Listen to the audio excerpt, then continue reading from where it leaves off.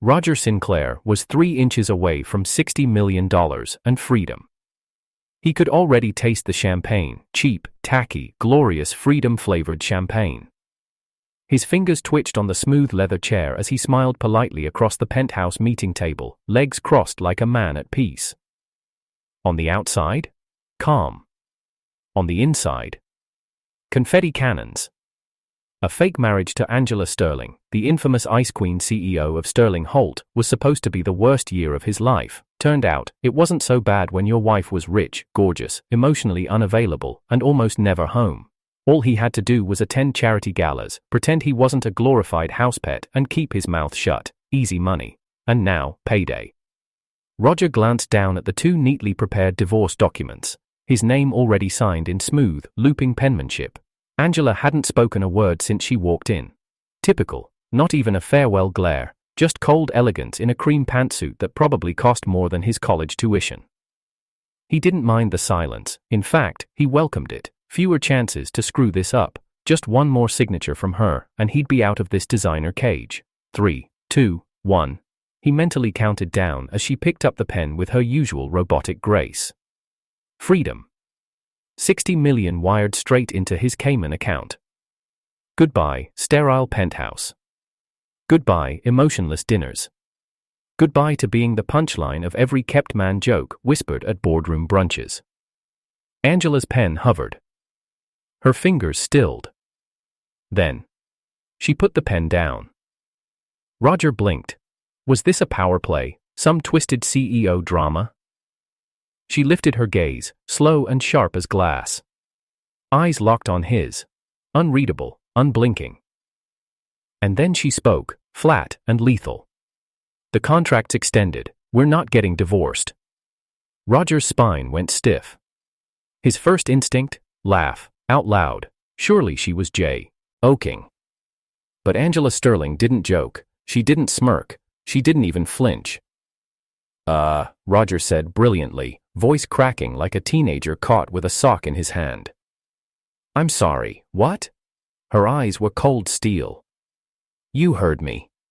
The room felt 5 degrees colder. His internal fireworks died with a whimper. No divorce? That wasn't part of the script. Was this about the wine? No way, he triple-checked. Just enough valerian root to give her a headache, not enough to set off alarms. He only did it so she'd miss the board vote. The payout clause had a loophole. If she skipped, he walked richer. That's it. Harmless. Unless she knew. His chest tightened. He forced a smirk. What changed, Angie? Don't tell me you're gonna miss me sleeping till noon and turning your marble kitchen into a ramen lab? Silence. Then, slowly, she stood. Not towering, not dramatic. Just deliberate. You'll be moving back into the master bedroom, she said, walking past him like he was part of the furniture. What? He stammered, rising to follow. Pack your things, she added without turning around. We have a dinner event tonight.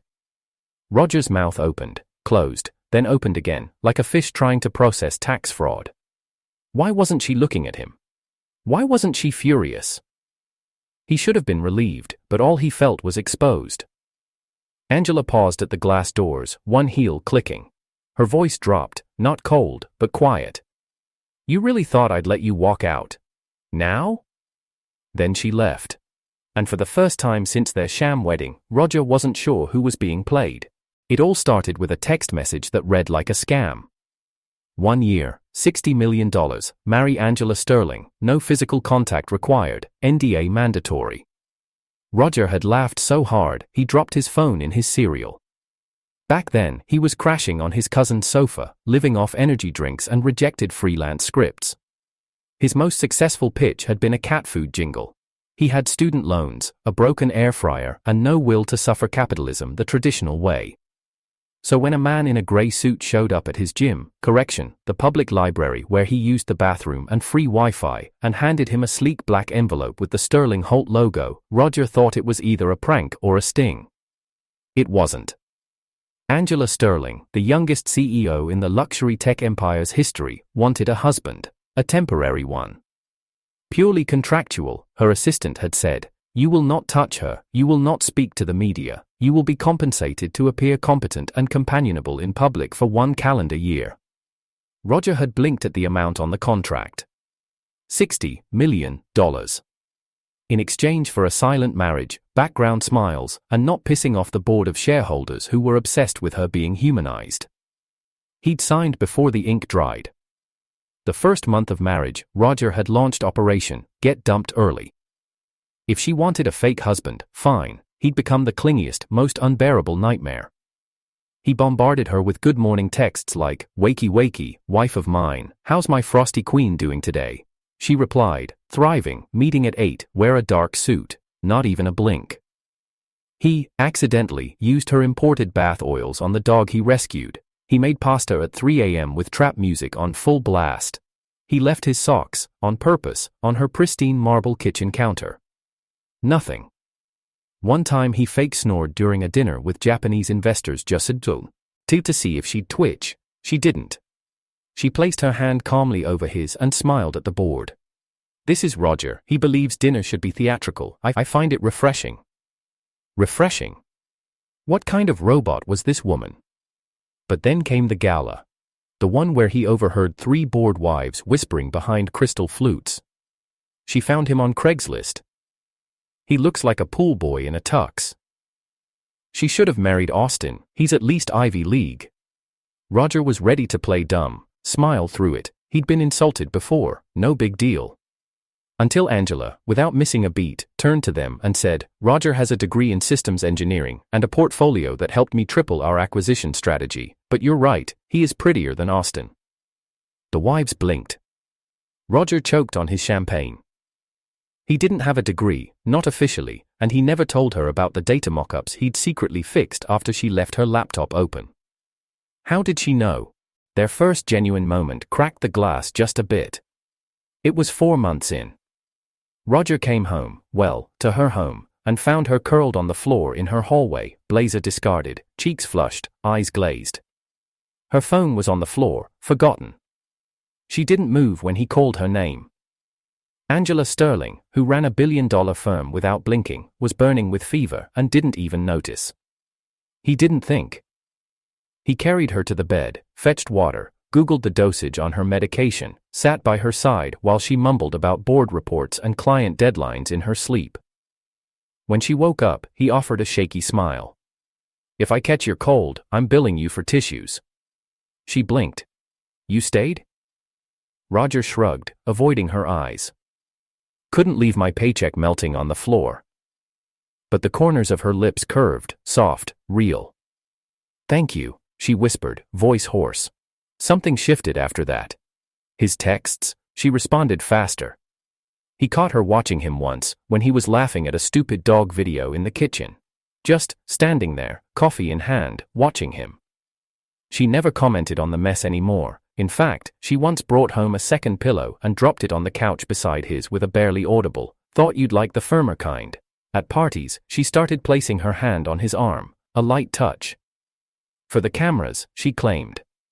But when Austin came by at one fundraiser, perfect hair, smug smile, and a comment about Roger's unemployed charm, Angela shut it down with one sentence: "I prefer someone who's honest over someone who hides behind suits and statistics."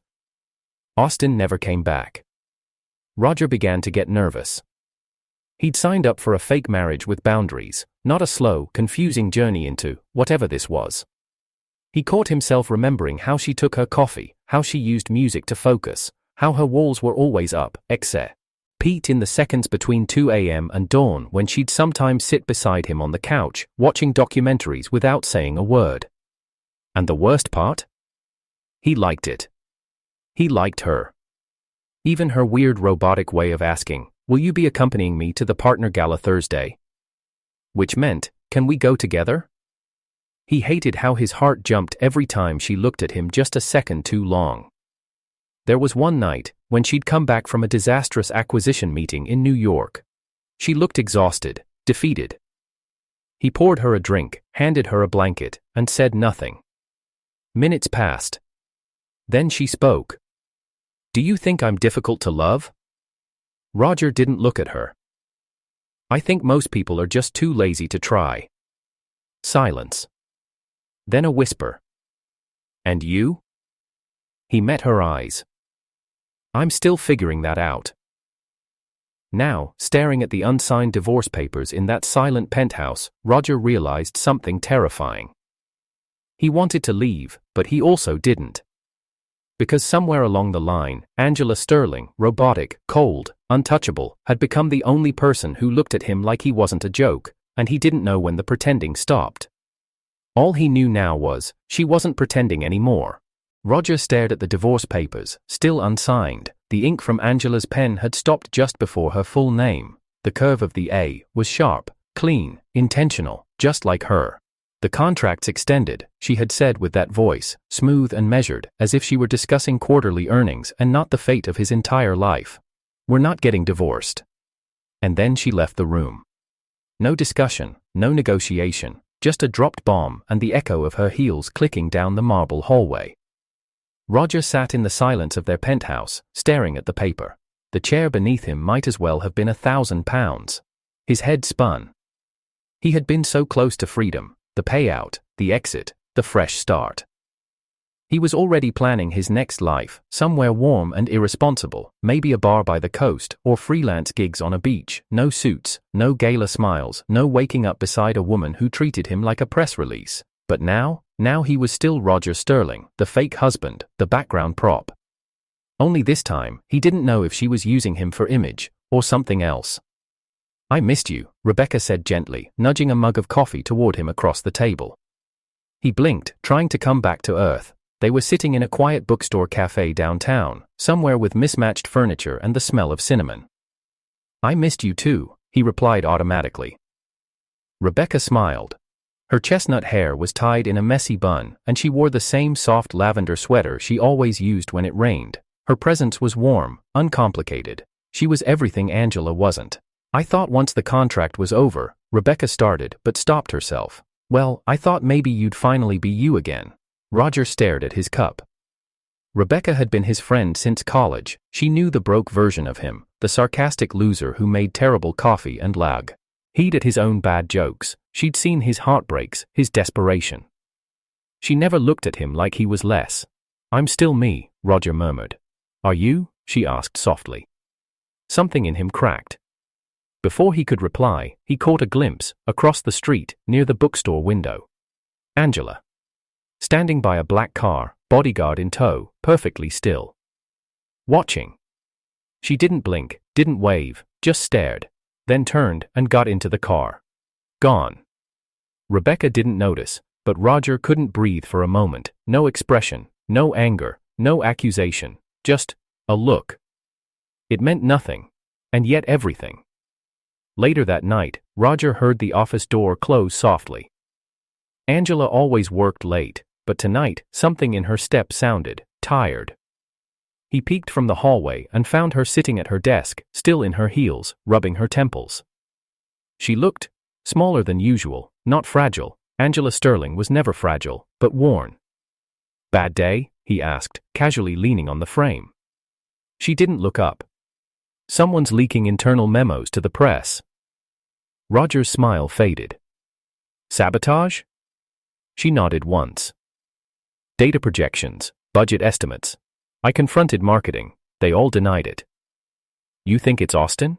Silence. Then. He knows how to appear loyal. That makes him dangerous. Roger stepped inside. He shouldn't care. He shouldn't care. But his voice was already saying, "What do you need me to do?" Angela finally looked up. Her eyes, always cold and unreadable, lingered on his for a beat too long. Then she handed him a tablet. Find out who's leaking, quietly. They became a team in secret. Angela passed him files after hours. Roger combed through communication logs and metadata, cross-checking patterns and timestamps. The old version of himself, the one who coded sloppy apps for survival, reawakened like muscle memory. Angela never thanked him out loud, but one night, she brought him tea, the good kind, the kind she usually reserved for board meetings. That was her thank you. And he understood, but then came the party. Angela, as usual, was flawless in a white silk gown. Roger wore the black tux she'd had tailored for him last year, the one he never bothered to admit made him feel like someone. Austin was already there, charming the room, smiling that predatory smile. And the moment Angela stepped in, Austin didn't waste time. "You're glowing tonight, Angela," he said, touching her elbow like he owned it. "Marriage suits you." Angela gave him a neutral smile. "So does unemployment, you'll find that out soon." Austin chuckled like she was joking, but Roger noticed the flicker in his eyes. And then Roger did something stupid. He slid in next to Angela and laced his fingers through hers. "Hey babe," he whispered, just loud enough. She didn't flinch, didn't yank away. Instead, she squeezed back, just slightly. Austin's jaw twitched. That was the first time Roger liked pretending. Later that night, Angela retreated to her office again. Roger followed her. Found her staring at the window, arms folded tight.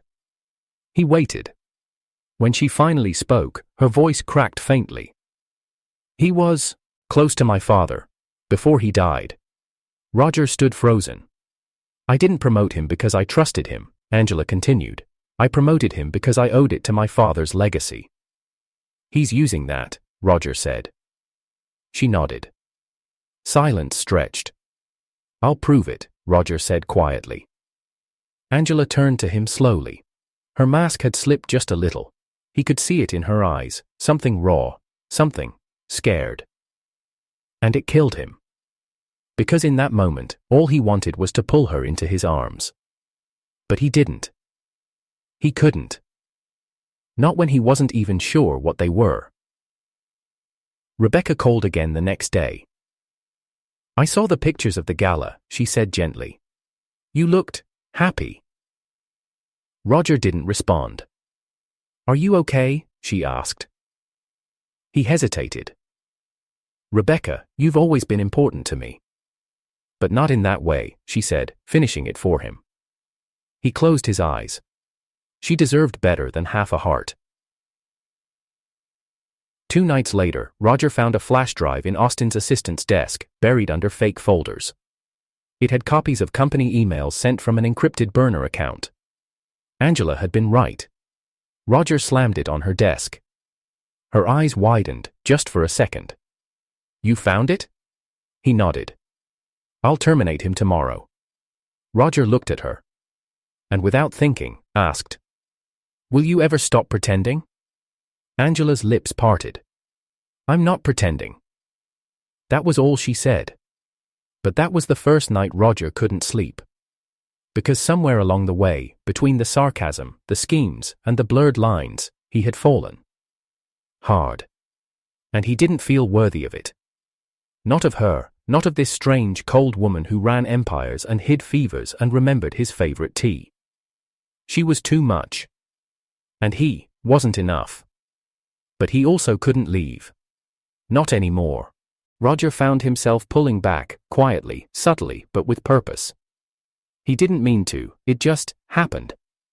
He stopped texting her first in the morning, stopped responding to her late-night coffee offerings, stopped hovering in the kitchen pretending to cook just to see if she'd crack a smile.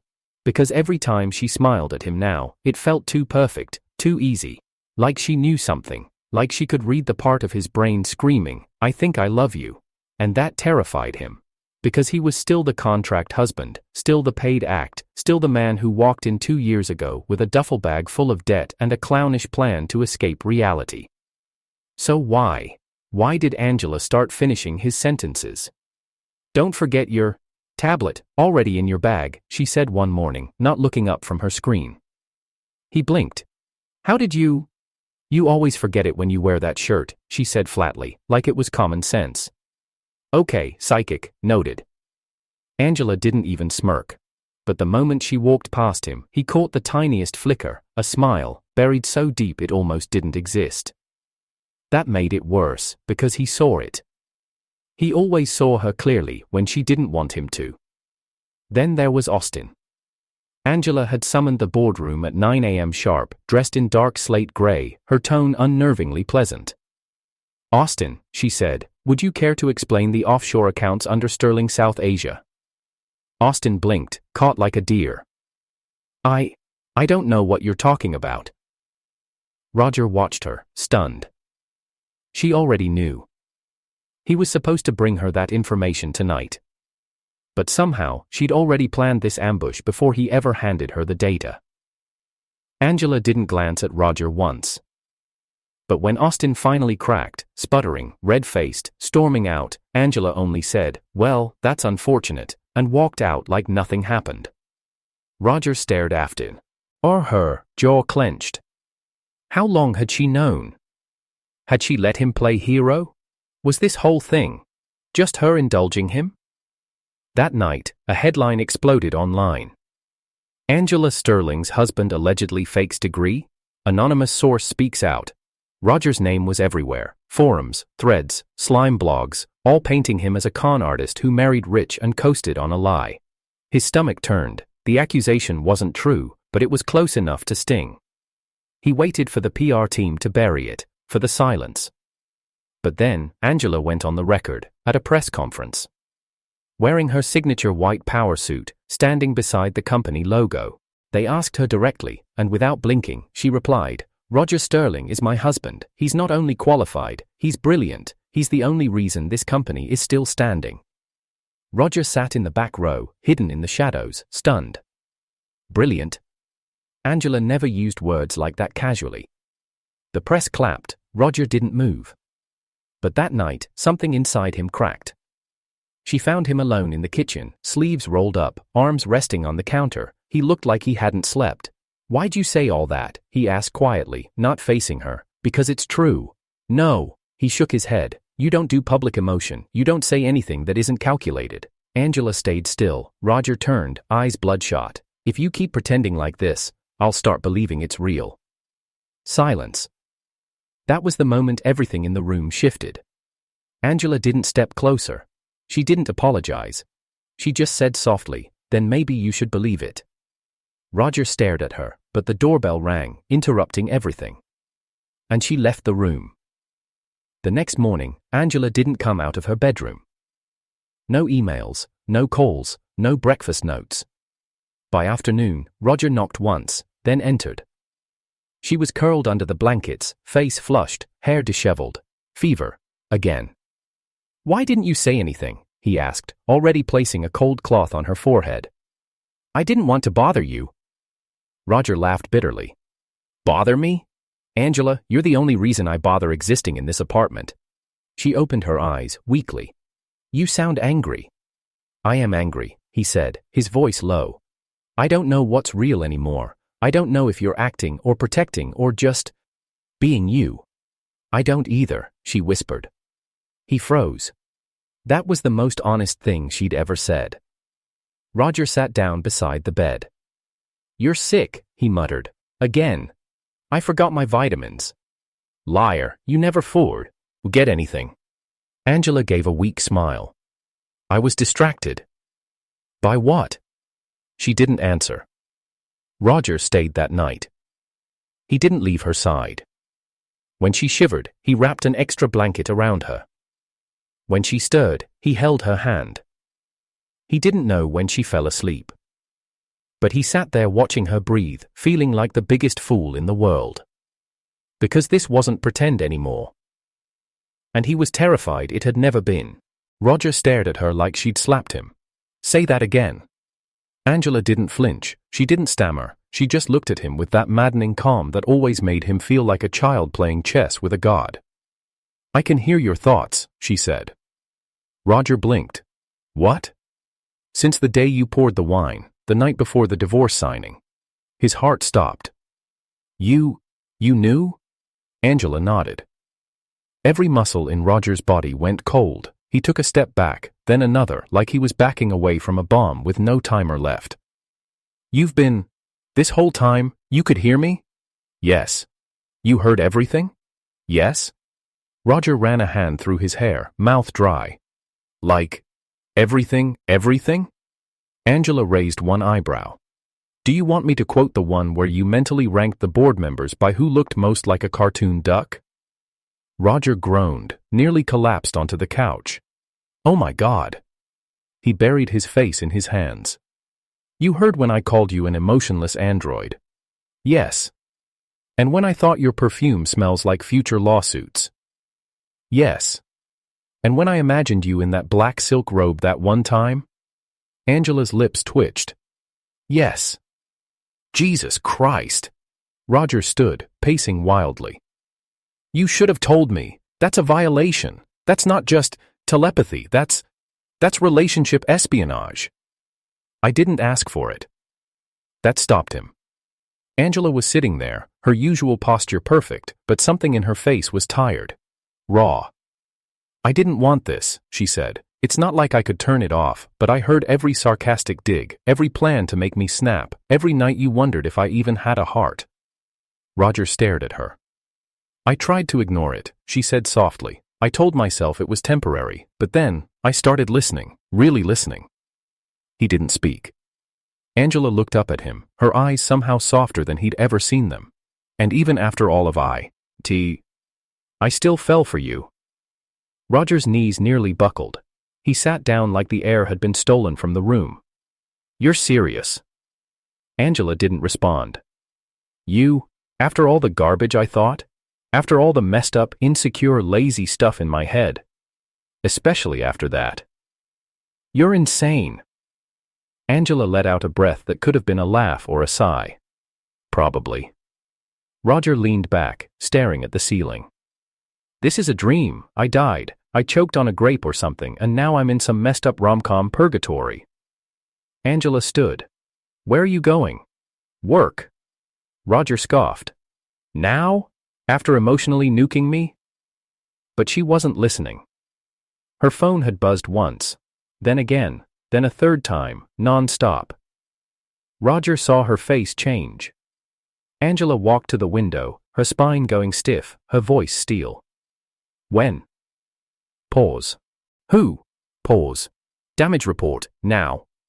She turned sharply, snapping at him like they were strangers again. Call Marcus, tell him not to say a word to media. I want silence until I review the actual files. Roger blinked. Wait, what? Austin just staged a mass resignation. His faction walked out, marketing, analytics, most of RD, and they leaked fake fraud reports to the public exchange. Roger's stomach dropped. Angela. They're claiming internal embezzlement, saying I covered it up, that the company's been bleeding money under my direction. Roger's mind spun. But that's false, right? That's all fake. They fabricated spreadsheets. It looks real. Angela grabbed her blazer with trembling fingers. The Liu Corporation stock is crashing. Will be investigated by the Financial Integrity Bureau by morning. Roger stood. Angela met his eyes, and for the first time, she looked terrified. I need your help, she said. Roger nodded. Then let's go. Together. The press conference was a circus. Flashes, microphones, executives whispering behind diamond water glasses, 1,000 eyes locked on the same stage where empires were buried and rebuilt. Roger adjusted his tie backstage. He wasn't supposed to be here. This wasn't his world. He was a failed freelancer, a glorified stand-in, a guy who once Googled how to cook rice without water. And yet here he was, about to walk into the fire.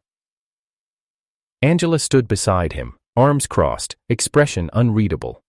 Her makeup was perfect, but the tension in her shoulders betrayed her nerves. Austin stood at the podium, smirking. He wore betrayal like cologne, obvious, overpowering. The Liu Corporation must be held accountable, he was saying, faux righteous. Under Angela's leadership, numerous internal discrepancies were. Angela's hand gripped Roger's wrist. He met her eyes. Ready? She whispered. He gave her the stupidest grin he could muster. Born to crash press conferences. They stepped out together. The silence that hit the room could have shattered glass. Austin blinked. Angela? Angela took the mic. Roger stood to the side, but his glare was pinned on the smirking woman next to Austin. Rebecca, soft-spoken, nostalgic, pretended to be from his past. Angela had found the receipts 2 days ago. Rebecca was on Austin's payroll. Her mission had been simple: get close to Roger, feed intel, stir jealousy. I want to address the allegations, Angela said calmly, voice like steel wrapped in silk. But first, a confession. Every camera tilted forward. Roger's heart pounded. I made a mistake, she said. 2 years ago, I entered into a contract marriage. I believed emotions were inefficient, that love was a weakness. I thought a fake husband would be easier than a real one.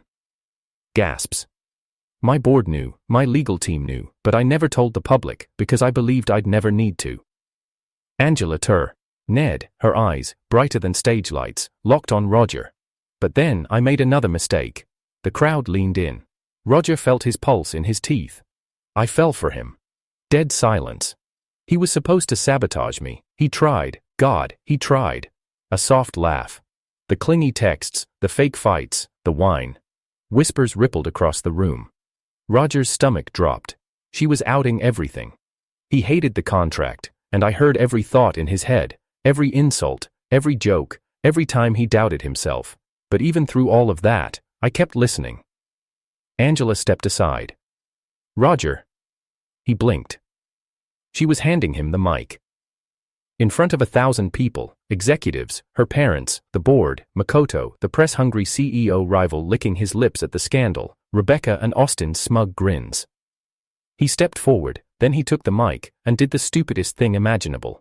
My name is Roger Lin, he said, and I'm the mistake. Gasps again, Angela's eyes widened. Roger smiled. She didn't trick me. I took the money. I agreed. I wanted to play husband for 2 years so I could freeload and walk out rich. She never lied. I did. He looked at Makoto. You want someone to blame? Blame me. At Angela's parents. You want to protect your daughter's reputation? Then crucify me. He looked at Angela last. You want to save the company? Burn my name and walk out clean. The cameras went mad. But Angela, she didn't let him finish. She walked to him, grabbed his hand, spun him toward her, and kissed him. Right there on stage, no contract, no clause, no script, just her lips on his, quieting every accusation. The crowd gasped, reporters exploded in questions, but Angela ignored them all. She grabbed the mic again. This is my husband, she said clearly. Not a contract, not a placeholder, not a PR stunt, my choice. Silence. Even Austin looked stunned. Angela turned toward him. And as for the embezzlement, I hope you saved the fake report's metadata timestamps. We traced them, all backdated on your office drive. Austin paled. And Rebecca? The woman flinched. Angela smiled. Next time you plant someone to seduce my husband, make sure they're not afraid of dogs. He doesn't date anyone who hates his golden retriever. Laughter from the press. The momentum had shifted. Angela turned once more to Roger. I'm not asking you to stay because of the company, she said, eyes brimming, or because of a contract. I'm asking because I want to try again, for real this time. Roger, dazed, laughed softly, then held her hand. I'd be an idiot to say no. She smiled. You are an idiot. And you love me anyway. Unfortunately. And as the cameras kept flashing, Roger realized something. He didn't care about the money. He didn't care about the exposure. He didn't care who knew, because for the first time, this wasn't pretend, it was real, and that was more terrifying than anything else. The ceremonial bonfire crackled softly in the center of the Liu Corporation's rooftop garden. Angela stood in a sleek, midnight blue silk dress, CEO elegance softened by the way her fingers were laced tightly through Roger's. In front of them, resting on a black velvet cushion, was a crisp white folder. Their marriage contract. The one that had started it all. The one that once defined every line of their relationship. How to behave, what to say, when to exit. Now, it was just paper. A relic. I printed it again, just to burn it, Roger whispered, amused. Angela smiled. Symbolism matters. My board eats that stuff up. Behind them, the small audience of close friends, board members, and company staff held champagne flutes. Cameras were not allowed. Angela insisted this moment was private. Roger held the folder, stepped forward, and tossed it into the flames. It caught instantly, years of tension, boundaries, and secrets curling into ash. He turned back to Angela. She stepped into him. And the applause faded beneath the way she touched his face like she still couldn't believe he stayed. Because now they weren't married by force, or image, or money. Now they were choosing each other. 3 months later, Roger had become surprisingly useful. The man who once Googled how to cook eggs in a toaster was now advising Angela's innovation division on digital strategy. His chaotic creativity paired well with her laser focus. We should name the AI platform something fun, he said one day in a board meeting. Like Auntie Lou, make it feel human. Angela pinched the bridge of her nose. We are not naming a multi-million-dollar product, Auntie Lou. Think about it, he grinned. She gives advice, she nags, she remembers everything, she's already your aunt. The board actually laughed. Later, in her office, Angela threw a pen at him. Stop being so charming in front of my team. They're starting to like you. I'm their auntie-in-law now. Respect the hierarchy. She rolled her eyes and kissed him anyway. At home, their life was something simpler. Soft lighting, take-out boxes, Angela in oversized sleep shirts, Roger barefoot, pacing around the kitchen giving dramatic monologues to the dog. Sir barks a lot. Why must your gaze judge me when I eat the last dumpling? Angela leaned against the doorframe, arms crossed. Because that was my dumpling. He blinked. You weren't even home. I was thinking about it. Angela. Roger. They stared at each other. The tension crackled. Then she lunged and he ran, dumpling in hand, until she tackled him on the couch and stole a bite from his mouth mid-kiss. Sometimes, the past came back in flickers. Roger still had moments of doubt, walking into a corporate gala on Angela's arm, feeling like everyone was watching her, not them. He'd catch glimpses of Rebecca in headlines or hear whispers about Austin's trial. But then Angela would pull him into a dance without warning. Or defend his opinion during a pitch. Or lean on his shoulder and say, I couldn't have done any of this without you. And the insecurity would fade, because he wasn't a placeholder anymore. He was hers. One rainy night. The storm was soft but steady, tapping against the windows like a lullaby. Angela was curled against Roger's chest in bed, her breath warm on his skin, their legs tangled, like the world beyond the sheets didn't exist. Roger traced idle circles on her back. Hey, she murmured, voice half asleep. Angela shifted up on one elbow, looking at him with quiet mischief. I can't hear your thoughts anymore. He blinked. What? Not since the contract ended. Not since I said I loved you, and meant it. Silence. Rain fell harder. Angela studied his face. I don't know why it stopped. Maybe I don't need to hear them now, she whispered. Maybe I trust you enough not to. Roger smiled slowly, his fingers brushing a strand of hair behind her ear. Then I guess you'll just have to ask. She raised an eyebrow. Ask what? What I'm thinking. Angela tilted her head. Okay. What are you thinking right now? Roger rolled on top of her gently, arms bracketing her head, eyes dark with emotion, but smiling. I'm thinking, he whispered, I've loved you longer than I admitted, that I thought you'd never choose me, not really, but now that you have, I'm never letting go. Angela's breath caught. Also, he added, lips brushing hers, you look really hot when you threaten people in board meetings. She laughed into his mouth. You're a menace. And you married me anyway. No, she whispered. You chose me. He kissed her then, slow and deep and warm like home. Outside, the storm passed. Inside, they built something stronger.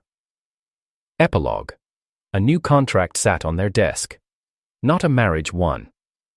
A joint venture. Roger and Angela co-signing a consulting initiative that combined her resources and his ideas. Angela read the last page. Clause 34, I get the last dumpling. Roger crossed it. Out. Clause 35, no mind reading ever again. She crossed it out. Clause 36. Angela pulled him close. Let's stop making contracts, she said, smiling against his lips. Let's just make a life. He nodded. Deal. And this time, they sealed it with love.